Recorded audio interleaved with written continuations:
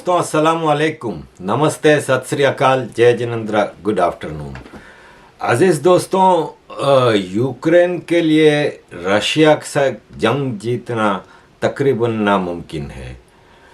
Hungary के columnist Peter जी फेहर का ये आर्टिकल आया है जो कि मतलब एक रियलिस्टिक पिक्चर दिखाता है इस पूरी उसकी कि न्यूयॉर्क टाइम्स ने लिखना शुरू कर दिया है कि यूक्रेन है वो जंग हार रहा है, और अगर मैं ज़ेलेंस्की होता, न्यूयॉर्क टाइम्स का आर्टिकल में लिखा है कि अगर मैं ज़ेलेंस्की होता तो मैं ऑलरेडी रशिया से सीज़ फायर की बातचीत शुरू कर देता, लेकिन ज़ेलेंस्की है वो नेगोशिएशंस के लिए तैयार नहीं है, पता नहीं क्यों, लेकिन शायद वो किसी मिरेकल का इंतज़ार कर रहा है कि इसकी प्रोपेगेंडा मशीन तो ये कह रही है कि हम जंग जीत जाएंगे, लेकिन ग्राउंड रियलिटी ये है कि ये जंग किसी सूरत में नहीं जीत सकता।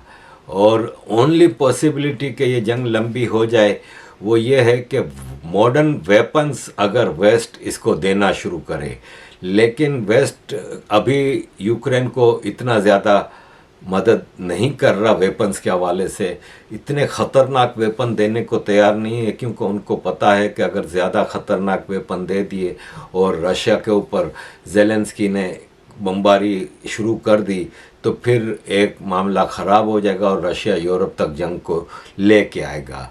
और ये ऐसा ही है कि पहली और दूसरी जंग अज़ीम में भी यही हुआ था, और इसी तरह जंगें शुरू हुई थी, वर्ल्ड वॉर शुरू हुई थी। तो इसका चांस ना रहे इसलिए ये वेपनरी दिए नहीं जा रहे।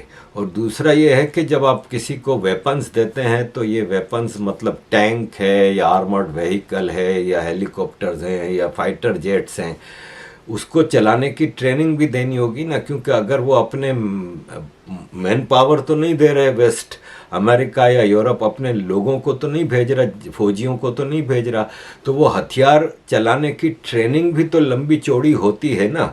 अब जैसे टैंक का वादा किया है अमेरिका और यूरोप ने, अब ये जो 300 टैंक देने की बात हुई है, 300 टैंक से क्या होता है पहले तो। दूसरा ये है कि एक मिसाल ले लें कि पोलैंड ने अभी साउथ कोरिया से 1000 टैंक खरीदने का मुआहदा किया है, तो ऑलरेडी पोलैंड के पास हज़ारों टैंक्स हैं, तो यूक्रेन इन 300 टैंक्स से क्या कर लेगा। उसमें भी अमेरिका ने जो अब्राम टैंक्स देने का वादा किया है, ये 300 टोटल टैंक्स हैं जो अमेरिका, इंग्लैंड, जर्मनी और फ्रांस ने वादा किया है। उसमें से जो अमेरिका के अब्राम टैंक्स देने का जो वादा किया गया है वो 2024 के बिगिन में दिए जाएंगे, क्योंकि अभी तैयार हो रहे हैं। फ्रांस ने ऑलरेडी डिलीवर करना शुरू कर दिए हैं टैंक्स जो कि इनके स्टॉक में पड़े थे। और यह है कि जर्मनी के लेपर्ड टैंक्स स्टॉक में है, लेकिन जर्मनी के पास इनफ नहीं है, इसलिए अभी जर्मनी ने देने शुरू नहीं किए। और मसला एक और इधर बताया जा रहा है, वो ये है कि एक मिसाल है, फ्रांस ने जो टैंक्स दिए हैं, तो ये टैंक्स है ना, कोई मर्सिडीज गाड़ी तो नहीं है ना कि वो यूक्रेन के फौजी चलाना शुरू कर देंगे।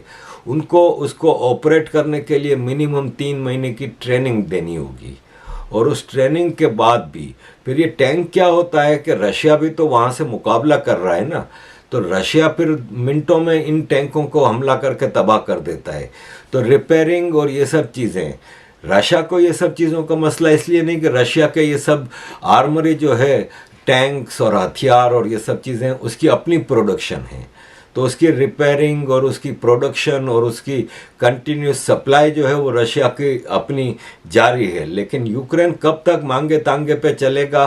और जर्मनी ने ज़ेलेंस्की को कहा कि आपको हम अगर टैंक देंगे तो इसकी खाली स्टाफ ट्रेनिंग है ना वो 3 महीने की है, तो ज़ेलेंस्की कहता है नहीं, हमारे लोग बहुत ही काबिल हैं, 8 दिन में हम लोग सीख जाएंगे।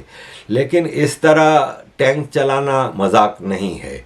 तो ये सोफिस्टिकेटेड टेक्नोलॉजी जो है इंग्लैंड की जो चैलेंजर टैंक्स की, उसको समझने के लिए 3 महीने से भी बहुत ज़्यादा का वक्त चाहिए। तो ये सारी चीज़ें हैं। वेस्ट की मदद से ये जंग को खींचे जा रहा है, लेकिन इस जंग को जीतना उसके लिए नामुमकिन है। और मॉस्को के पास तो ऑलरेडी जो सप्लाई मौजूद है ना, वो कम से कम 2 साल की है। और मॉस्को के पास अपना फूड ग्रेन है, अपना आर्मरी है, रशिया स्ट्रांग है इन सारी चीज़ों में।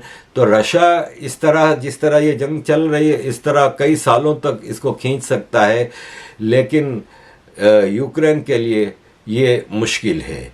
इस दौरान एक डेवलपमेंट देखी कि अमेरिका का B-52 बॉम्बर जो है, जो सेकेंड वर्ल्ड वॉर में भी यूज़ हुआ था, वो देखा गया है रशियन बॉर्डर के पास पोलिश फाइटर जेट्स के एस्कॉर्ट में वो वहाँ पे उड़ रहा था।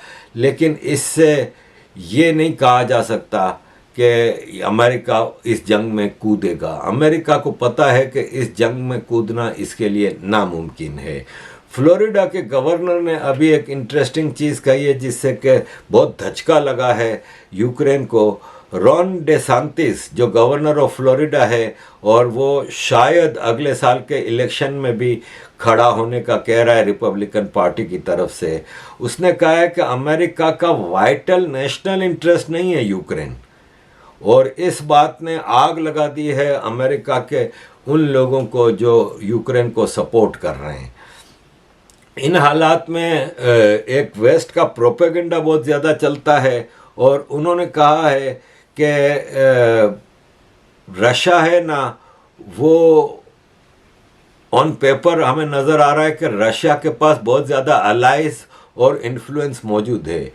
ये एक्सपेक्ट कर रहे थे कि रशिया है ना, वो डिफ़ॉल्ट हो जाएगा और सैंक्शंस की वजह से रशिया की इकोनॉमी तबाह हो जाएगी, रशिया घुटनों पे आ जाएगा।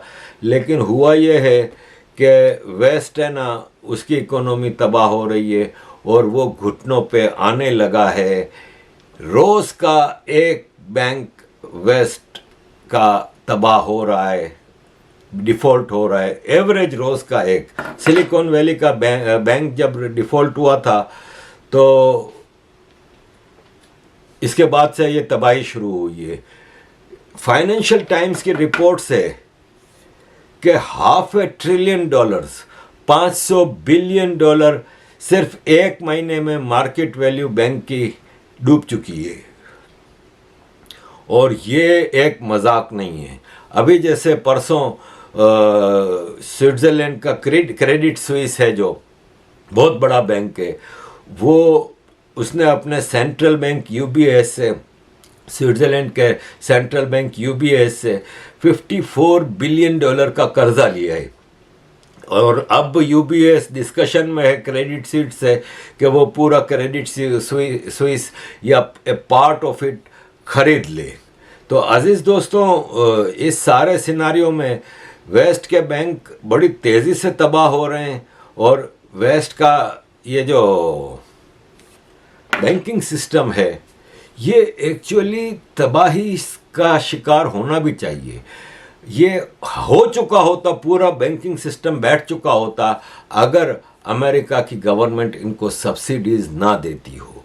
चाइना की गवर्नमेंट बहुत ज़्यादा सब्सिडीज़ देती है, लेकिन वो बैंकों को सब्सिडीज़ नहीं देती। वो सब्सिडीज़ देती है इंडस्ट्रियल यूनिट्स को, स्मॉल इंडस्ट्रीज़ को, टेक्नोलॉजी की इंडस्ट्रीज़ को, गारमेंट्स की इंडस्ट्रीज़ को, और इन चीज़ों को सब्सिडियां देती है जो कि चाइना को के सामान को एक्सपोर्ट करते हैं और उससे रेवेन्यू आता है। जबकि चाइना के बैंक ज़बरदस्त ट्रेडिंग करते हैं और उनका बैंक कोई डूबता नहीं है।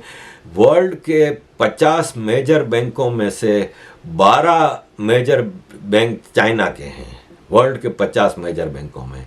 इसलिए कि चाइना के बैंक धांधली में नहीं चलते। अमेरिका का अपने डॉलर की मोनोपोली और डॉलर की हेजेमनी को कायम रखने के लिए अमेरिका बैंकों को ज़बरदस्त सब्सिडियां देता है, जिसकी वजह से ये अब तक बचे हुए हैं। अजीज़ दोस्तों, डॉलर की हेजेमनी को तोड़ने के लिए इस वक्त चाइना का युआन, रशिया का रूबल, इंग्लैंड का पाउंड, यूरोप का यूरो, ये सब चीज़ें नहीं आगे आ रही। कौन आ रहा है? Indian rupees. 18 मुल्कों ने भारत से ये कहा है कि हम इंडियन रुपीस में ट्रेड करने को तैयार हैं। श्रीलंका और रशिया तो इंटरनेशनल ट्रेड में अपना इंडिया का रुपया यूज़ करने के लिए कह रहे हैं कि हम इंडिया का रुपया यूज़ करेंगे इंटरनेशनल ट्रेड में, और इंडिया का रुपया बहुत स्ट्रांगली एक्सेप्ट किया जा रहा है इंटरनेशनल ट्रेड में। डॉक्टर नूरुल रुबीनी, जिनको डॉक्टर डूम भी कहा जाता है वॉल स्ट्रीट की तरफ से, उन्होंने कहा है कि डी डॉलराइजेशन का तो टाइम आ गया है और इंडियन रुपी नेक्स्ट डॉलर हो सकता है। ये 18 कंट्रीज़ हैं जिन्होंने रिप्लेसिंग डॉलर का इशारा दिया है कि हम रिप्लेस करना चाह रहे हैं अपनी ट्रेड में डॉलर की जगह इंडियन रुपीस को। और रिज़र्व बैंक ऑफ इंडिया इस सिलसिले में डिटेल्ड गाइडलाइन देना शुरू कर रहा है और cross border trade transaction Indian rupees में करने के लिए रिज़र्व बैंक ऑफ इंडिया इस सिलसिले में डिटेल्ड डायरेक्शन देगा। अजीज़ दोस्तों, रशिया यूक्रेन वार की तरफ से जो मामला चल रहा है, इसमें नॉर्थ स्ट्रीम पाइपलाइन को जो तबाह करने का मामला है ना, उसने अमेरिका को और वेस्ट को बहुत नुकसान पहुंचाया है।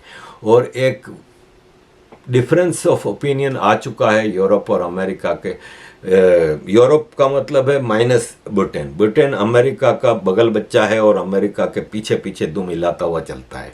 लेकिन यूरोप में अब मामला ज़रा डिफरेंट हो रहे हैं, ख़ास तौर पे जब नॉर्थ स्ट्रीम पाइपलाइन को अमेरिका ने तबाह किया, जो कि जर्मनी का बिलियंस ऑफ डॉलर का इन्वेस्टमेंट से वो था।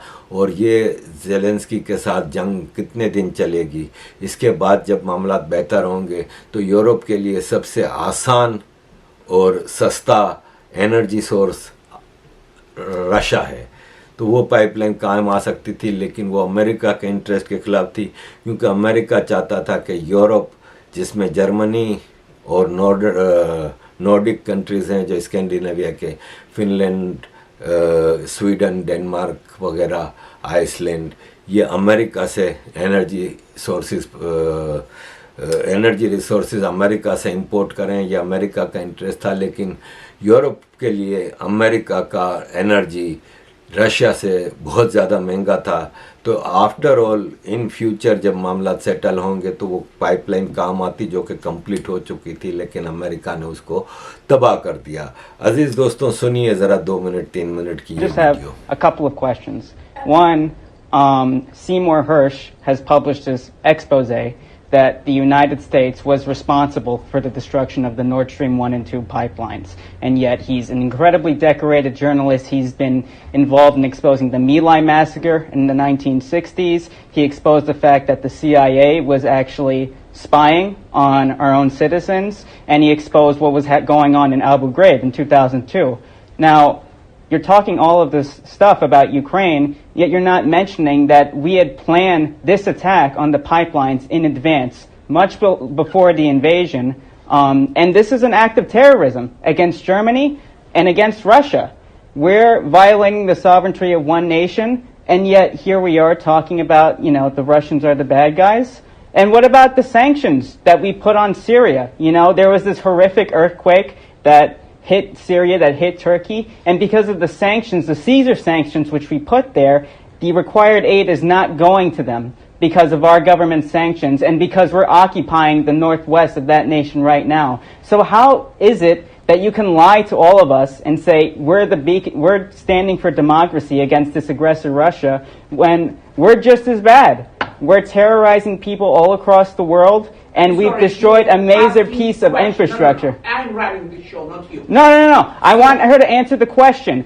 Can you call for an international investigation into this Nord Stream sabotage?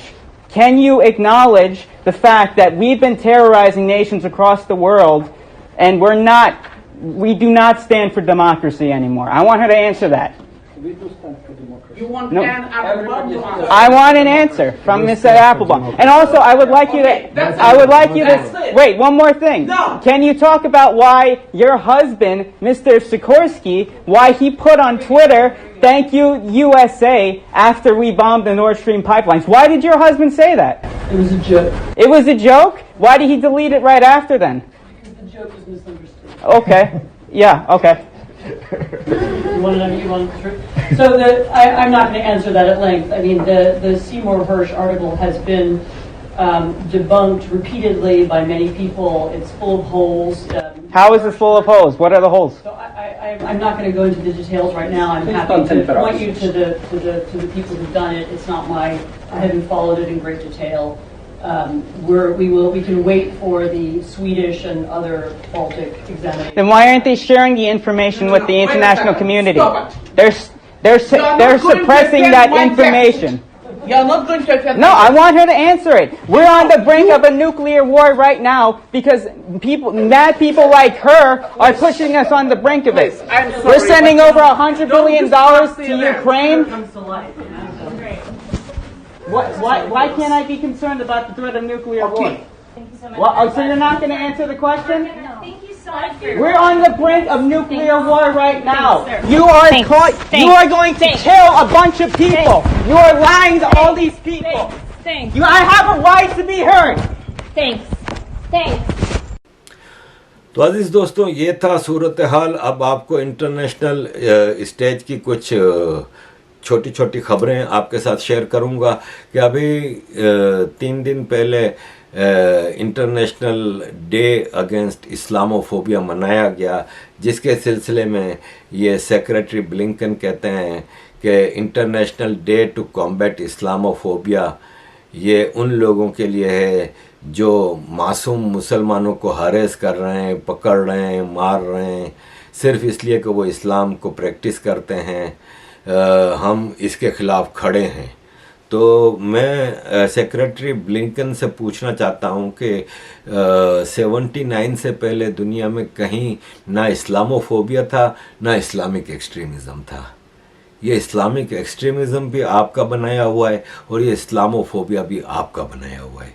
Islamic extremism आप लाए हैं जब आपने सऊदी अरब को इन्वेस्ट करने का कहा कि आप एक्सट्रीम इस्लामिक टीचिंग के लिए मदरसे कायम करें पाकिस्तान में, इंडिया में, अरबियन गल्फ में, यूरोप में, अमेरिका में। और ये आपकी पोलें मोहम्मद बिन सलमान 4 साल पहले अमेरिका में बैठ के अपने इंटरव्यू में खोल चुका है कि CIA के कहने पे हमने दुनिया भर में मदरसे कायम किए थे, हमने इन्वेस्टमेंट की थी और उसमें पाकिस्तान प्रोड्यूसर था, हम फाइनेंसर थे, CIA स्क्रिप्ट राइटर था। तो आप ये एक्सट्रीमिज़म लाए हैं पूरी दुनिया में और फिर इस्लामोफोबिया भी आप लाए हैं इसलिए कि फिर आपने 9/11 किया और 9/11 के बाद उसकी आड़ में आपने उन्हीं मुजाहिदीन को जो आप ही के कायम किए हुए मदरसे में पले बड़े, आप ही की डॉक्ट्राइन स्टडी करके एक्सट्रीमिस्ट बने, उनको मारना आपने शुरू किया। आपने ब्रांड किया इस्लामिक टेररिज्म, इस्लामिक एक्सट्रीमिज़म आपने क्रिएट की और उसको फिर आपने ब्रांड किया इस्लामिक टेररिज्म। तो उसके नतीजे में फिर इस्लामोफोबिया भी आप लेके आए हैं ये कह के कि इन मासूम मुसलमानों को ना कहें।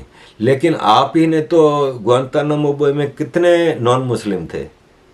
आपकी ग्वांतानामो बे में तो सारे के सारे मुसलमान थे। तो दिस इज़ इस्लामोफोबिया। आप कह रहे हैं कि इनको गिरफ्तार किया जा रहा है, इन मासूम मुसलमानों को तंग किया जा रहा है सिर्फ इसलिए कि वो मुसलमान है। तो वो आपने ग्वांतानामो बे में आपने भर के रखा हुआ था और आज भी कायम है आपकी वो जेल। अमेरिका में पकड़ पकड़ के 9/11 के बाद मुसलमानों को आपने मारना शुरू किया था। तो इस्लामोफोबिया भी आप ही लाए हैं। और अगर आप बात करते हैं इसकी तो आप फिर रिलीजियोफोबिया की बात करें। आप रिलीजियोफोबिया की बात करें कि जो मासूम मुसलमान को इस्लामोफोबिया के उस पर तंग किया जा रहा है, तो उन लोगों का क्या जिनको मुसलमान तंग कर रहे हैं उसका क्या? उसके लिए भी तो कोई डे ऑफ रिलीजियोफोबिया मनाए ना, जिनको मुसलमान तंग कर रहे हैं। क्योंकि पूरी दुनिया में रिलीजन के हिसाब से सिर्फ 2 ग्रुप हैं, एक मुस्लिम और एक नॉन मुस्लिम। कहीं क्रिश्चियन हिंदू का मसला नहीं है, कहीं क्रिश्चियन सिख का मसला नहीं है, कहीं क्रिश्चियन बुद्धिस्ट का मसला नहीं है, क्रिश्चियन ज्यूज का मसला नहीं है, ज्यूज हिंदू का मसला नहीं, ज्यूज सिख का मसला नहीं, कहीं किसी और मज़हब के मसले नहीं। सारे मसले मुसलमानों के साथ हैं। हिंदुओं को भी मुसलमानों के साथ मसला है, क्रिश्चियनों को भी मुसलमानों के साथ मसला है, जूस को भी मुसलमानों के साथ मसला है, बुद्धिस्ट को भी बर्मा रोहिंग्या में या चाइना में चले जाएं तो मुसलमानों का ही मसला है बुद्धिस्ट के साथ। तो फिर आप एक रिलीजन जिसको आप खुद टेररिस्ट डिक्लेयर कर चुके हैं, आपकी मोस्ट वांटेड टेररिस्ट लिस्ट में 80% मुसलमान हैं, उनको आप जब इस्लामोफोबिया की शील्ड दे रहे हैं तो उनका क्या जो इन मुसलमानों के हाथों तंग हैं। तो ये भी इस पे गौर किया जाए। आई होप कि हमारे CIA वाले बड़े एक्टिव होते हैं, ये हमारी वीडियोस को ज़रूर देखते होंगे, ट्रांसलेट करते होंगे चेक करने के लिए कि कौन क्या कह रहा है। तो ज़रा इसको भी देखिए, सेक्रेटरी ब्लिंकन। और मैं जिन मुसलमानों की बात कर रहा हूँ, इसकी एक मिसाल आप ये ले लें कि डेनमार्क में कुछ पाकिस्तानियों ने मिल के 2 सर्ब लड़कों को छुरियों के हमला करके ज़ख्मी कर दिया, सीने में और गर्दन में। उनके घर से 300 मीटर के फासले पे दोनों सर्ब लड़कों को, एक 17 साल का एक 18 साल का, छुरियां मारी। और उनके तीसरे दोस्त डेनमार्क का डेनिश बॉय था, उसको भी पाँव में छुरियां लगीं। और ये पाकिस्तानी ग्रुप सिर्फ वजह नहीं पता कि क्यों मारा। इसी तरह आप इनको नेशनल अपनी सोसाइटी में इंटीग्रेट करना चाहते हैं ना, तो बेल्जियम की लिएज कोर्ट ने एक 27 साल के सीरियन आदमी को 15 साल की सज़ा दी है, जिसको अभी अभी पॉलिटिकल रेफ्यूजी का स्टेटस मिला था, इसलिए कि उसने अपनी 8 साल की बहू को प्रेग्नेंट कर दिया था। और उसको अदालत में पेश किया गया तो पता चला कि वो कहता है कि ये हमारी कल्चर में नॉर्मल है बच्चों के साथ सेक्स करना। अब आप इनको अपनी सोसाइटी में इंटीग्रेट करना चाहते हैं तो मोस्ट वेलकम। हमें समझ नहीं आती कि आप इनको कैसे सोसाइटी में अपनी इंटीग्रेट कर सकेंगे। अजीज़ दोस्तों, अभी आपको मैंने एक वीडियो दिखाई थी जिसमें वो बता रहा था नॉर्थ स्ट्रीम पाइपलाइन का। उसमें उसने ये भी बताया कि आपने सीरिया में हमला भी किया, सीरिया को तबाह भी किया, और सीरिया के आधे से ज़्यादा हिस्से पे आज भी आपका कब्ज़ा है। वहाँ पे आपने ISIS नामी एक टेररिस्ट ऑर्गेनाइजेशन भी बनाई और उससे पूरे सीरिया को टेरराइज़ किया। उस सीरिया में ज़लज़ला आया, पूरी दुनिया तुर्की की मदद के लिए तो गई, सीरिया के लिए कोई नहीं गया, इसलिए कि आपकी तरफ से वहाँ पे एम्बार्गो है। उस एम्बार्गो की वजह से ना वहाँ पे प्लेन जा सकते थे, ना मदद पहुँच सकती थी। और आप जो लूट मार कर रहे हो वो ये है कि ये एक अमेरिकन की तस्वीर नज़र आई कि वो अमेरिका की मिलिट्री चाइना के टेंट कब से इस्तेमाल करने लगी। तो पता चला कि ये वो टेंट है जो सीरिया की मदद के लिए चाइना ने भेजे थे अर्थक्वेक के दौरान। वो अमेरिका चोरी कर रहा है, पेट्रोल भी चोरी कर रहा है। सदाम हुसैन के इराक पे अमेरिका कई साल कब्जा करके बैठा रहा और वहाँ से मिलियंस बिलियंस ऑफ डॉलर कहाँ गए, क्योंकि इराक के पास बिलियंस ऑफ डॉलर थे। इराक एक अमीर मुल्क था। इराक का पेट्रोल कहाँ बिक रहा है, इराक का गोल्ड रिजर्व कहाँ गया, ये सब किसी को नहीं पता। ये सब आप लूट मार करके ले गए। आप सीरिया से भी, गरीब मुल्क से भी लूट मार करके सब लेके जा रहे हैं। कब तक इस तरह लूट मार करके अमेरिका चलेगा? दुनिया को आप भाषण देते हैं, खुद आपका क्या कैरेक्टर है। ये आपके माइकल ब्लूमबर्ग हैं, जिनका न्यूयॉर्क टाइम्स और कई अखबार, फॉक्स न्यूज़ और कई मीडिया जायंट है। ये बिलियनर है। इसकी जायदाद $50 बिलियन से ज़्यादा है। इसके 6 अपने प्लेन हैं, 3 हेलीकॉप्टर हैं, 11 घर हैं, 42 गाड़ियां हैं। और ये अपने पेपर में इन्वायरमेंट को बचाने की भाषण देता है हमें। खुद अपने अकेले के सफ़र के लिए प्लेन लेके जाता है, उससे कितना एनवायरनमेंट ख़राब होता है, ये आप अच्छी तरह समझ सकते हैं। अजीज़ दोस्तों, thank you very much for all your support. Keep supporting.